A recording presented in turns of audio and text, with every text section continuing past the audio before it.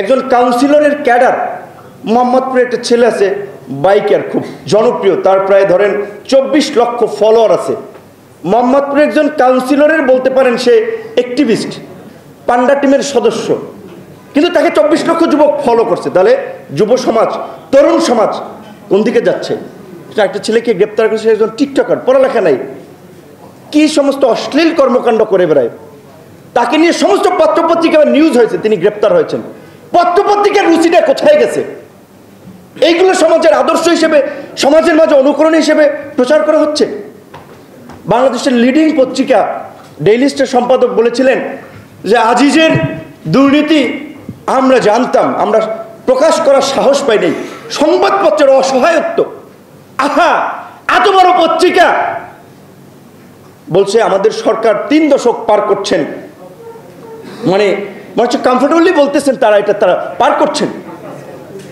এই অবস্থাটা দেশে কিভাবে তৈরি হলো? এই অবস্থা, এই সংবাদপত্রের মালিকরাও জড়িত ছিলেন, সিভিল সোসাইটির একটা অংশ জড়িত ছিলেন, হালুয়া রুটি খাওয়ার জন্য একটা গ্রুপ ছিলেন, তারাও জড়িত ছিলেন। এখন সবাই হাহুতাশ করছে, দেখেন সবার মুখ কালো, সবাই বলছে যে এইভাবে দেশ চলতে পারে না যেভাবে চলছে। একজন আওয়ামী লীগের এমপি বলছে আমি এই 72, 73, 74-এর আলামত দেখতে পাচ্ছি, আইন শৃঙ্খলা পরিস্থিতি পুরো ভেঙে পড়েছে, আইন শৃঙ্খলার মধ্যে বাহিনীতে সরকারের নিয়ন্ত্রণ নাই। বাংলা আউটলুকে প্রধানমন্ত্রীর বেসরকারি খাত বিষয়ক উপদেষ্টা সালমান এফ রহমান এবং প্রধানমন্ত্রীর নিরাপত্তা উপদেষ্টা জেনারেল তারিক সিদ্দিকী, তার বিরুদ্ধে কথা বলা দুষ্কর, কারণ ডিজিএফআই, এনএসআই সব তার আঙ্গুলি হেলনে উঠে আর বসে।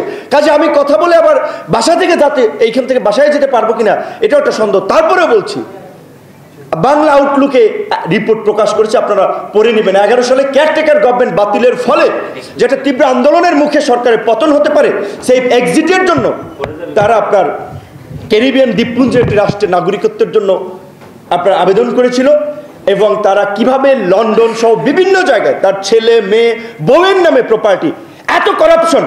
কয়েকটা টেলিভিশন টক আয়োজন করতে পারবেন জেনারেল তারিক সিদ্দিকীর বিরুদ্ধে? পারবেন না আপনারা।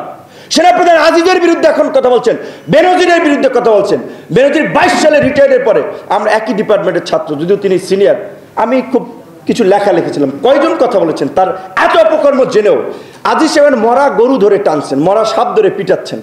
আজিজ সাহেব পদে থাকতে যখন all the prime minister's men Al Jazeera documentary প্রকাশ করলো, কিভাবে তিনি তার ক্ষমতার অপব্যবহার করে তার ভাইদেরকে রাষ্ট্রপতির ক্ষমা করে খুনিদেরকে মুক্ত করেছিলেন, দায় মুক্তি দিয়েছিলেন। সে সময় কয়েকজন সেনাপ্রধানের পদত্যাগ চেয়েছিলেন যে এই ধরনের একটা ক্রিমিনাল পরিবারের সদস্য বাংলাদেশের সেনাবাহিনীর মতো গৌরব উজ্জ্বল প্রতিষ্ঠানের প্রধান হতে পারে না। কয়েকজন ভয়েস রেজ করেছেন। আমরা বলি যখন সব কিছু কমন হয়ে যায় তখন খুব সরব থাকি।